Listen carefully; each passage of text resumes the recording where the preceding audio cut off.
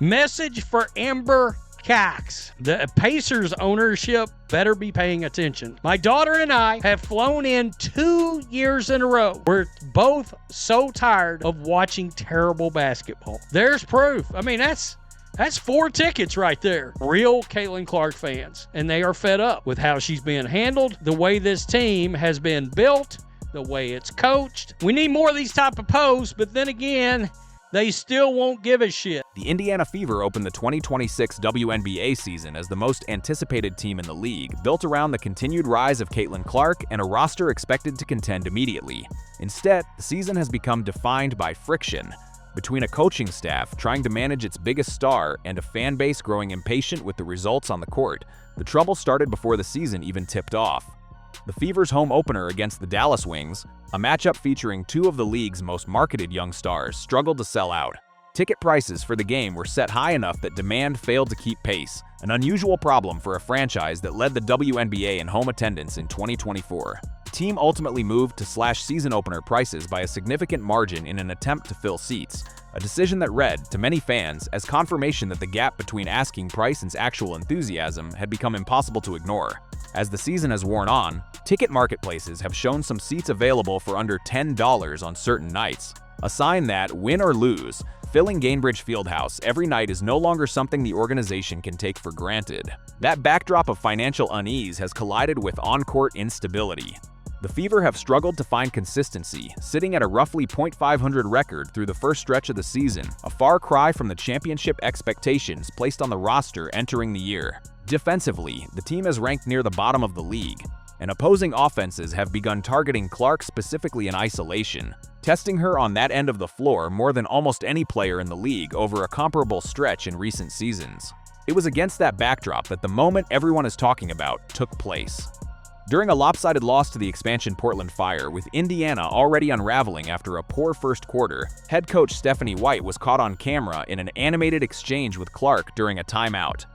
White was seen pointing and speaking directly at her star guard, who was seated in front of her, before White substituted Clark out of the game in favor of rookie Raven Johnson. The exchange was brief, but cameras caught enough of it that clips spread within hours, and the moment became the central storyline of the Fever season. What followed was several days of speculation about what exactly had been said and what it meant for the relationship between coach and star. Commentary spread across social media suggesting a rift, suggesting White had grown frustrated with how much offensive responsibility fell on Clark, and in at least one case, a prominent media commentator claimed the team had fired White altogether, a claim that turned out to be false and was quickly walked back. Both White and Clark addressed the moment directly once reporters asked. White did not back away from what happened, describing it plainly as coaching. She said she was challenging a player to be better in the moment, and argued that similar exchanges between coaches and players happen constantly in men's sports without drawing the same scrutiny. She pointed to the attention Clark draws as the reason a routine in-game exchange became a multi-day story, suggesting that the reaction said more about the incentives of online engagement than about anything happening inside the building. Clark gave a similarly direct response. She described herself and White as 2 competitive, stubborn people who both want to win, and pushed back firmly on the idea that the moment reflected any deeper issue. She pointed to her own history with White, recalling a moment from the previous season when she was injured during a game against Connecticut, and said she cried in White's arms afterward, an experience she cited as the reason she trusts her coach completely, regardless of how a single timeout exchange might look from the outside. She was blunt in saying that people watching from their phones don't see the relationship that exists inside the locker room, and that outside narratives were, in her words, blatantly wrong. Fever guard Lexi Hull, asked about the same exchange, offered a more measured read, describing it as ordinary in-game frustration rather than anything that pointed to a larger problem. She noted that frustration is simply part of competing, and that decisions have to be made in real time during games, win or lose. None of those explanations have fully settled the matter for a fan base that has grown openly critical of White's coaching decisions throughout the season. Comment sections under Fever content have filled with calls for changes to the coaching staff, with some fans specifically naming White as someone they no longer want leading the team, and others stating outright that they will not attend games while she remains in charge. That sentiment has been building for a while. Frustration over in-game substitution patterns, frustration over how the offense is run around Clark, and frustration over a defense that has consistently ranked among the league's worst this season. The substitution pattern from the Portland game is itself part of why fans reacted as strongly as they did. White pulled Clark alongside Lexi Hull and Aaliyah Boston with 6.5 minutes left in the first quarter while Indiana was still leading.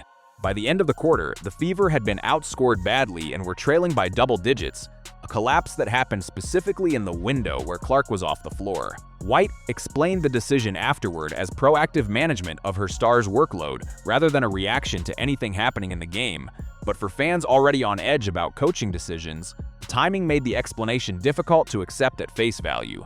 There is also a longer memory at play.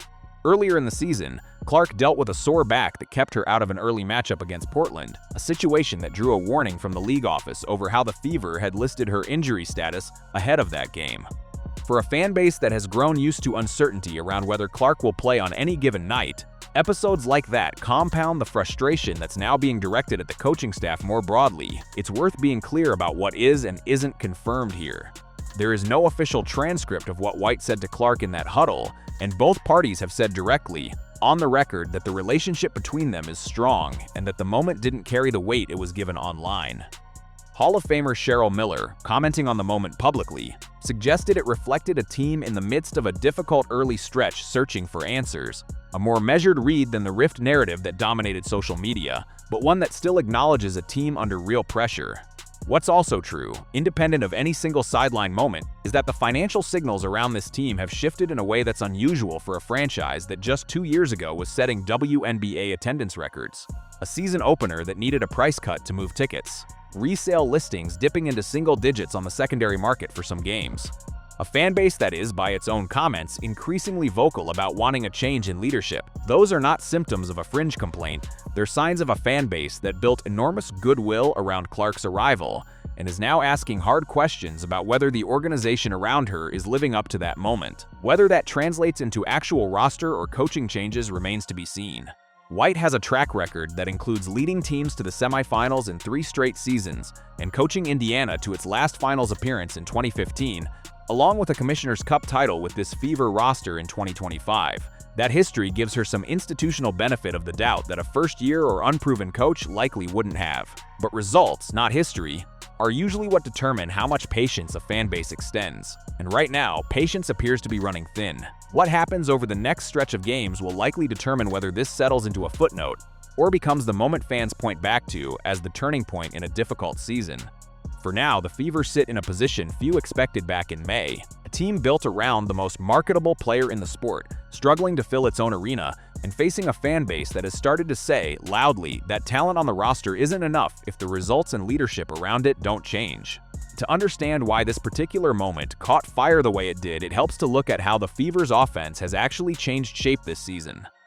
Clark has continued to operate as the primary table setter, but opposing defenses have adjusted in a way that puts more physical and mental strain on her individually. The volume of isolation possessions she's been forced to defend has climbed sharply over just the last several games, a workload that ranks among the heaviest any player in the league has carried defensively over a comparable stretch in recent years. That kind of defensive burden, stacked on top of her offensive responsibilities, raises a legitimate question that exists separate from any single sideline exchange. Whether the current roster construction is asking too much of one player on both ends of the floor at once. That question matters because it reframes some of the fan anger. The criticism aimed at White isn't only about a single timeout or a single substitution pattern. It's about whether the system around Clark is sustainable across an 82-game grind, or whether the team is relying on her to compensate for shortcomings elsewhere on the roster, particularly on defense. Indiana's defensive numbers this season put them near the bottom of the league, ahead of only the Los Angeles Sparks in points allowed. A team built to contend doesn't typically carry numbers like that into the summer stretch, and fans have noticed the disconnect between the preseason expectations and the results actually showing up on the scoreboard. There's also a pattern worth noting in how White has responded to criticism throughout the season. Her answer to the sideline controversy wasn't an apology or a softened explanation. It was a direct defense of her coaching approach, paired with a pointed comment about media incentives and the attention economy around Clark specifically. That's consistent with how she's responded to other moments of scrutiny this year, including the criticism over her first quarter substitution pattern against Portland. In each case, White has chosen to stand firmly behind her process rather than adjust her public messaging to ease fan frustration. Some will read that as confidence in a coach who knows her team better than outside observers do. Others will read it as a coach who isn't hearing or isn't responding to the level of dissatisfaction building around her. Clark, for her part, has consistently chosen to back her coach publicly, even as the criticism aimed at White has intensified. Her comments about White have stayed remarkably consistent across multiple instances of scrutiny this season, returning repeatedly to the same story about being supported through her injury the previous year. Whether that loyalty reflects the full picture of their working relationship, or whether it's simply Clark declining to fuel a media narrative she's said she finds frustrating, isn't something that can be confirmed from the outside. What can be said is that nothing in her public comments suggests she wants a coaching change, even as a meaningful portion of the fanbase pushes for exactly that. That gap between what the team's own players are saying and what a vocal segment of supporters wants is likely to keep defining coverage of this team for as long as the results on the court stay inconsistent. Winning tends to resolve these disputes quickly. Continued losses tend to make them louder.